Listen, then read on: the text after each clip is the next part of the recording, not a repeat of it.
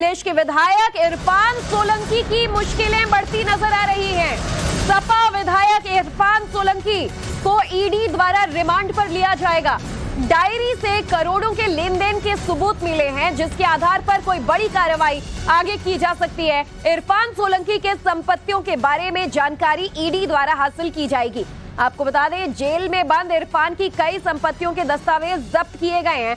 50 करोड़ की संपत्ति के सोर्स को फिलहाल ईडी खंगाल रही है। आपने सही सुना, 50 करोड़, 1-2 करोड़ नहीं, 50 करोड़ की काली कमाई या जो संपत्ति है उसका सोर्स क्या है, आमदनी क्या है, कहां से ये संपत्ति चल उनके पास पहुंची, इसकी जानकारी फिलहाल ईडी द्वारा जुटाई जा रही है। अखिलेश के विधायक हैं, सपा के विधायक हैं इरफान सोलंकी, और ईडी रिमांड पर मांग सकती है। दरअसल इरफान सोलंकी की डायरी से कई जो राज हैं वो निकले हैं और सबूत ईडी को मिला है, जिसके आधार पर अब इरफान सोलंकी की मुश्किलें और ज्यादा बढ़ सकती हैं। फिलहाल वो जेल में, लेकिन ईडी द्वारा रिमांड पर लिया जाएगा। प्रवर्तन निदेशालय पूछताछ करेगा कि आखिर आय से अधिक संपत्ति 50 करोड़ के इस पूरे मामले में पूछताछ जो है वो आगे की जा सकती है। क्या क्या जानकारी इस पूरे मामले में मिल रही है, चलिए सीधा अपडेट्स के लिए चलते हैं। लखनऊ से सहयोगी विनोद मिश्रा हमारे साथ जुड़ चुके हैं। विनोद, कैसे इरफान सोलंकी की मुश्किल अब आगे और बढ़ेगी?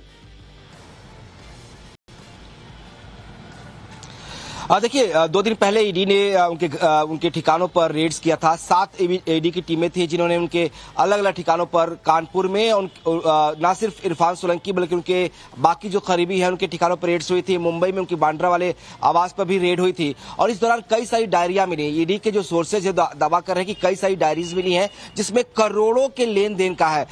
जो सोर्सेज दावा कर रहे हैं कि ये अमाउंट जो है 1 अरब तक पहुंच सकता है, जिसका डिटेल्ड उस डायरी में मेंशन है। और इसको कन्फ्रंट करने के लिए जरूरी है कि इरफान सोलंकी से पूछताछ की जाए। फिलहाल इरफान सोलंकी जो है यूपी के महाराजगंज जेल में बंद है। पिछले 1 साल से ज्यादा का वक्त हो गया जब वो जेल में है, लिहाजा ईडी उनको रिमांड पर ले सकती है जेल से, उसके बाद उनसे पूछताछ कर सकती है। तो जैसा आपने कहा, बिल्कुल सही है कि मुश्किलें इरफान सोलंकी की बढ़ सकती है। सिर्फ उत्तर प्रदेश पुलिस ने जो आपराधिक मामले दर्ज किए हैं वही नहीं है, अब पीएमएलए के तहत भी उनके खिलाफ मामला दर्ज हो रहा है और ईडी उसमें उनको रिमांड पर लेके पूछताछ करेगी कि आखिर जो ये अरबों रुपए जो आए हैं वो कहां से आए हैं।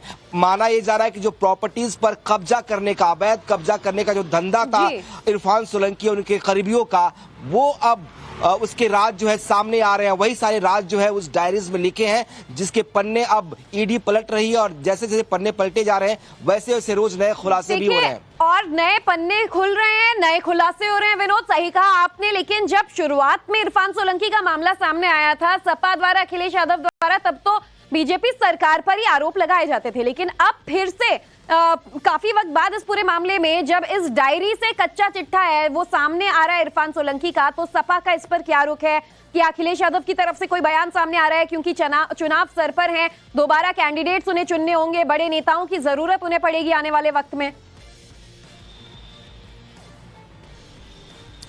देखिए, अभी ईडी रेड पर बहुत क्लियर कट बयान अखिलेश यादव का नहीं आया है, लेकिन इससे पहले जब इरफान सोलंकी की गिरफ्तारी हुई थी, बिल्कुल आपने सही कहा, तब अखिलेश यादव ने सवाल उठाए थे और कहा गया था कि ये पॉलिटिकल कॉन्स्पिरेसी है, एक तरह से बदले की भावना से बीजेपी कार्रवाई करा रही है, बीजेपी सरकार जो है वो कार्रवाई करा रही है। हालांकि इरफान सोलंकी के खिलाफ करीब 17 मुकदमे दर्ज है, उत्तर प्रदेश पुलिस ने दर्ज किए हैं। और जो गिरफ्तारी हुई थी एक महिला के मकान पर कब्जा करने, उसे उसके मकान में आग लगाने का आरोप था और उसी मामले में इनकी गिरफ्तारी हुई थी। 17 मामले अपने आप में ये बताते हैं कि कैसा इनका क्राइम रिकॉर्ड होगा, चाहे वो जो आप मामला बता रहे हैं या फिर पैसों के हेरफेर का। शुक्रिया विनोद।